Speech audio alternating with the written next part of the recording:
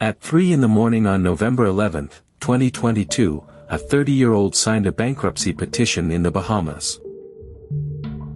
9 days earlier, his company was worth $32 billion.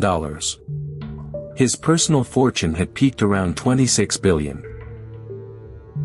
He was called the world's youngest self-made billionaire, the good billionaire, the future of finance itself. 9 days.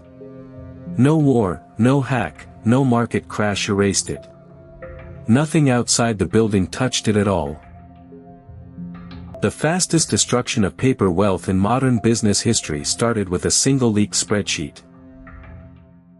A spreadsheet so damning that reading it triggered a $5 billion stampede in 72 hours. Regulators had missed it. Auditors had missed it. The smartest investors on earth had missed it. Because the numbers on that sheet were never really numbers. They were something far more fragile.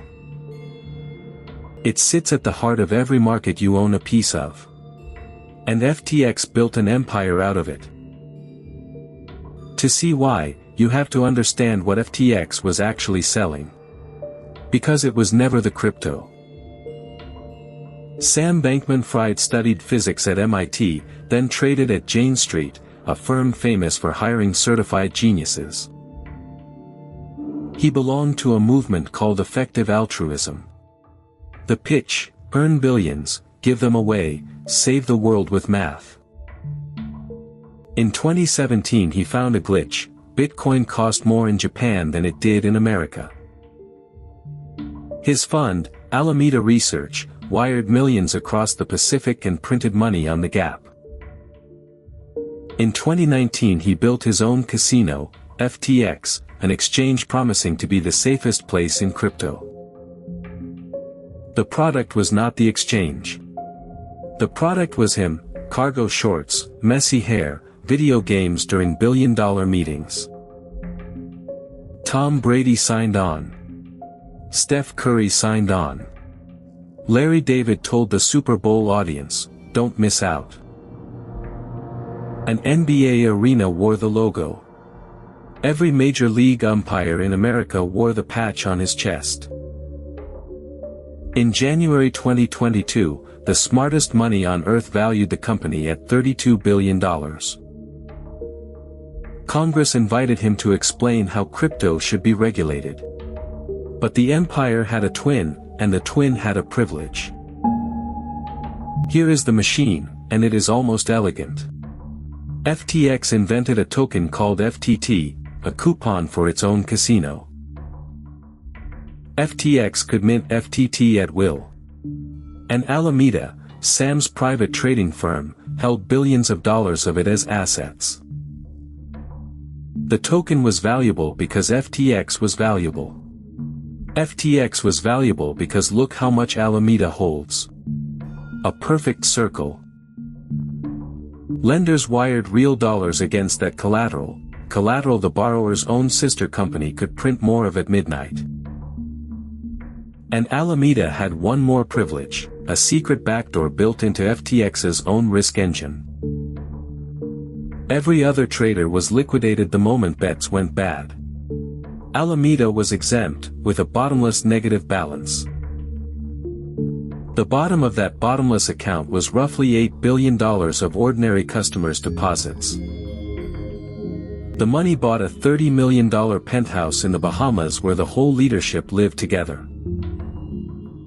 It bought stadium names, endorsements, and some $40 million of political donations in a single election cycle.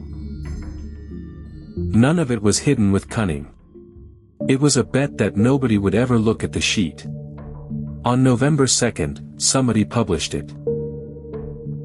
CoinDesk printed Alameda's balance sheet, $14.6 billion in assets, and the biggest pile was FTT. The empire's foundation was its own reflection, a token it printed, valued by faith in the printer. 4 days later the boss of FTX's biggest rival announced he was dumping $500 million of it. That announcement was a match in a fireworks factory. $5 billion of withdrawal requests hit in 72 hours. FTX needed dollars. The vault held its own coupons. On November 8, every withdrawal on the exchange froze. The same day, its biggest rival offered to buy FTX for pennies. One look at the books, and it walked away in horror. On November 10, Sam typed an apology thread that began with the words, "I'm sorry." On the 11th came the bankruptcy, and the $8 billion hole where customer money should have been went public. The spreadsheet did not expose stolen gold. It exposed something more fatal: the assets were belief, marked to market. Belief can be repriced to zero overnight. And then the man who buried Enron opened the books. John Ray III has spent 40 years liquidating corporate disasters. He is the man who cleaned up Enron. His verdict, filed in federal court: "Never in my career have I seen such a complete failure of corporate controls."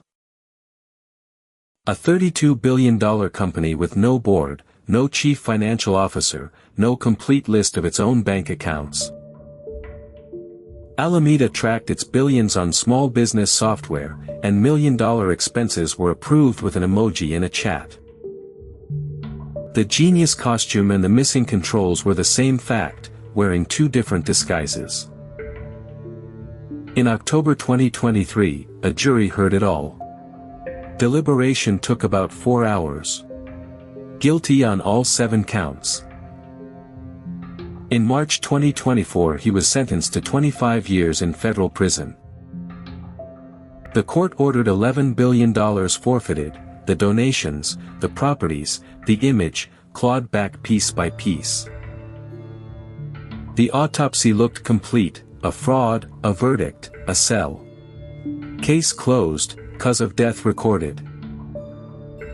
But this story has the strangest ending in the history of bankruptcy. Because everyone got their money back. Sort of. Starting in 2025, the estate began mailing money. John Ray's team had recovered over $14 billion. 98% of creditors are receiving 119% of their claims, with interest on top.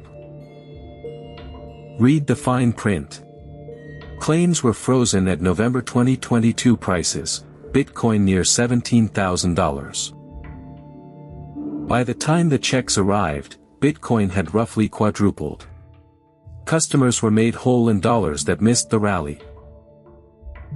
And here is the part that should keep every investor awake. The $32 billion did not move offshore. It did not hide. It stopped existing, because it never existed. It was a consensus, a token priced by its inventor, a genius priced by his costume. A company priced by the fear of missing out. A valuation is a story everyone agrees to keep telling. FTX is what happens on the morning the agreement ends. Not the price. Not the market. The story. Every asset you own is worth what the next believer will pay. Choose stories that survive being read closely. Next time, a company whose entire product was being 12 years old, and what happened when the American mall that raised it died first.